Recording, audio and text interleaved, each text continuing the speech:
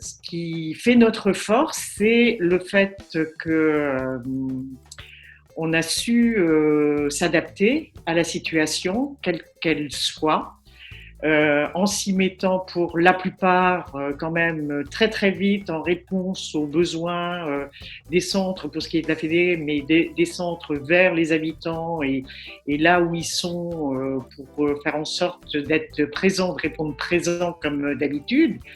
Et que à partir de là aussi, chacun a su, de là où il était, inventer des pistes pour résoudre un certain nombre de problèmes qui se posaient à chacun d'entre nous. De là où on est, c'était comment accompagner le réseau dans une situation telle que celle-là, et que cette plateforme permet justement d'être un outil au service des centres, et il permet aussi de collecter un certain nombre d'éléments, de valoriser ce qui se fait, et puis d'être dans notre mission première. Alors, à la Maison Solidaire de Kermaron, en Douarnenez, on s'est réunis le vendredi 13 mars, en fin de journée, avec un groupe d'habitants, et on a pris la décision, comme tout le monde en fait, de suspendre l'accueil et toutes les activités, les rencontres qui étaient prévues. Alors c'est vrai que tout de suite s'est posé la question de se dire les seniors, les enfants, les personnes fragiles, si on ferme pendant quelques temps, ça va être difficile pour eux, donc comment on fait? Donc voilà, on a pris la décision de maintenir la présence des professionnels et de mettre en place une veille sociale. Donc dès le mardi, en fait, on a repris notre listing d'adhérents et de participants au projet, et on a fait le point avec chacun sur leur situation, savoir s'ils étaient seuls, s'ils avaient de la famille, des amis, s'ils avaient des problèmes de santé, de mobilité, des fragilités quelconques. Et on a mis en place du coup un dispositif d'appel régulier, quoi. Certains bénévoles sont aussi mobilisés sur ces écoutes téléphoniques, parce que plus le temps passe, plus ça devient compliqué à rester à la maison. On voit commencer à apparaître des peurs, des angoisses, des anxiétés. Donc il y a un gros besoin aussi de présence téléphonique, de discussion. On a aussi 2 psys qui ont rejoint notre réseau, notre dispositif de bénévoles, et qui sont là pour accompagner ceux qui en ont besoin, pour gérer justement toutes ces peurs là qui commencent à monter. On s'est aussi vite aperçu que ça allait être compliqué pour certains pour se déplacer, pour aller faire les courses, pour la pharmacie ou autre. Donc on a travaillé sur un réseau de solidarité qu'on a très vite croisé avec le dispositif Solidaire Braise proposé par la Fédé.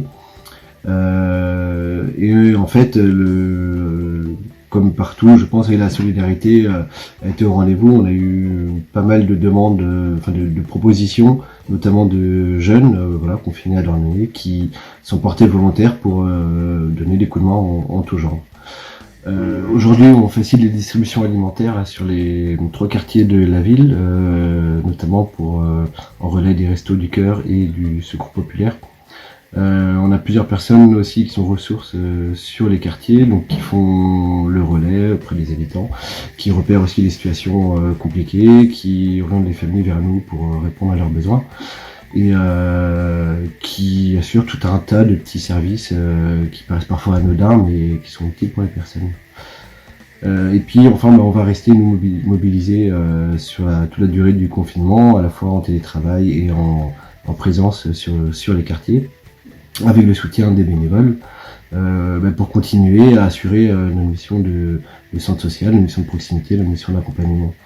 Et là on commence aussi en parallèle à réfléchir à l'après-confinement, à la mise en place de groupes de parole, de valorisation de toutes ces solidarités là qui ont été mises en place pendant ce temps de confinement, pour accompagner aussi cette sortie, pour ne pas laisser les gens tout seuls à gérer cette situation qui sera assez difficile aussi à gérer.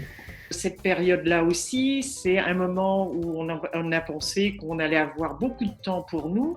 Ça n'est pas nécessairement le cas, mais en tout cas, c'est un moment, me semble-t-il, qui invite à réfléchir, à se poser des questions sur notre société, ce qu'on en disait préalablement, en termes de démocratie, de justice sociale, ce qui nous renvoie à ce qu'on souhaitait faire, c'est-à-dire préparer avec les uns et les autres le futur congrès de la Fédération nationale pour lequel on serait interrogé là-dessus.